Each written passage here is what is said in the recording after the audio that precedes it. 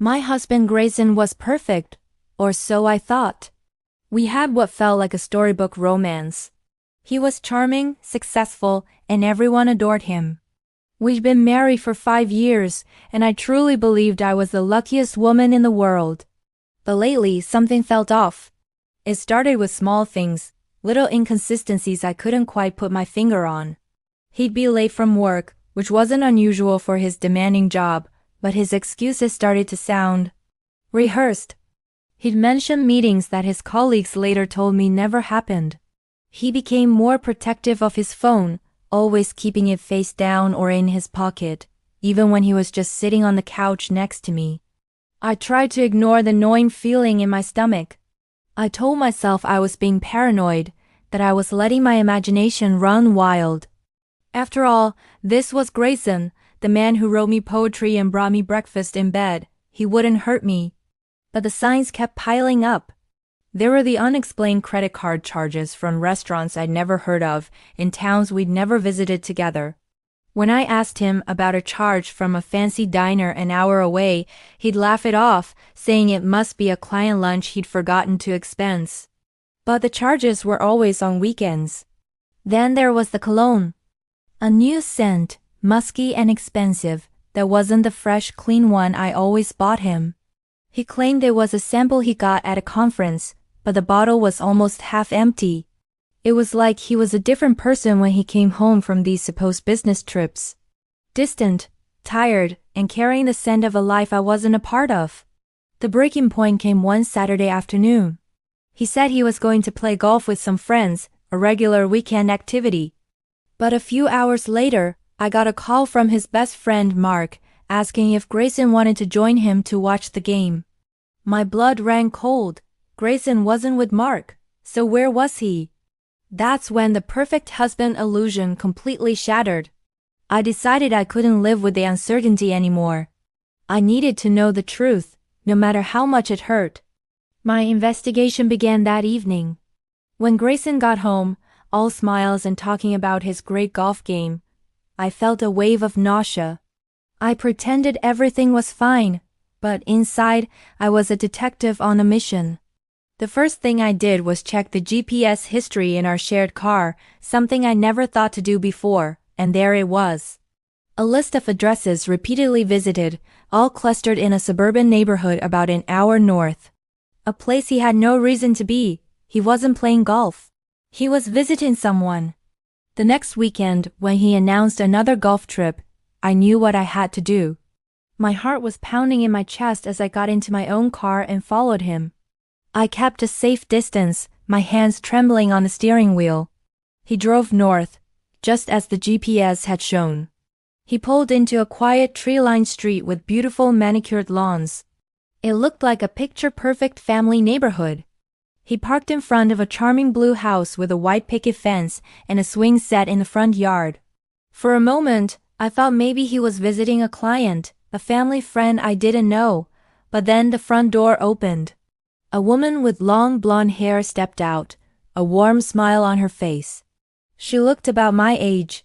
And then, a little girl, maybe 4 years old, with Grayson's curly brown hair and bright blue eyes, ran out behind her, shouting, "Daddy!" Grayson scooped the little girl into his arms, spinning her around, and then he leaned in and kissed the woman. Not a friendly peck on the cheek. A real loving kiss. The kind he used to give me. I felt like I couldn't breathe. It was a scene from a nightmare. My perfect husband, the man I shared my life with, had another life. A whole other family, a wife, a child. I drove away in a daze, tears streaming down my face. I couldn't process it. All the lies, the late nights, the secret trips. It all clicked into place. He wasn't just cheating. He was a professional liar, a master manipulator who had built an entire second existence. How could he do this? How could one person live two completely separate lives? When I got home, the house felt cold and empty, a museum of our shared lies. I started connecting the dots. The mysterious credit card charges were for family dinners and toys for his daughter. The new cologne was probably a gift from his other wife. The business trips were family vacations. I thought back to our own conversations about starting a family. Grayson was always hesitant. He'd say he wasn't ready, that we needed more time to enjoy just being us. Now I knew why. He already had a child. He was already a father. He had stolen that dream from me while living it with someone else. The pain was unbearable, but it was quickly replaced by a cold, hard anger. I wasn't just going to cry and fall apart. I was going to expose him. I spent the next few days gathering evidence. I took screenshots of the GPS history, printed out the credit card statements, and even found the other woman's social media profile. Her name was Sarah. Her page was filled with happy family photos.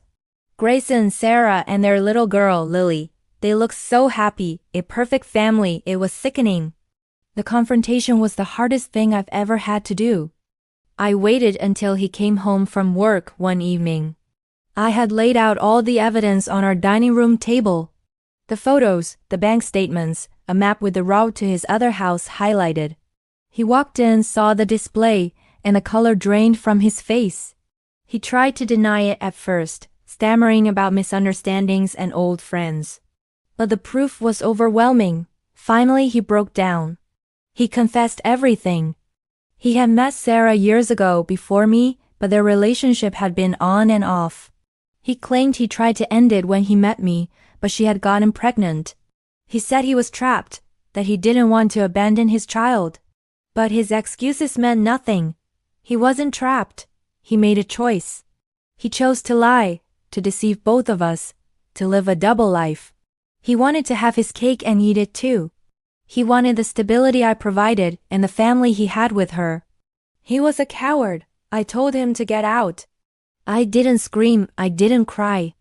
My voice was calm and steady, filled with a resolve I didn't know I had. He begged. He pleaded. He said he loved me, that he'd end it with Sarah, that we could fix this. But there was nothing to fix. The man I loved never really existed. He was a character Grayson played, and the show was over. The aftermath was messy, of course.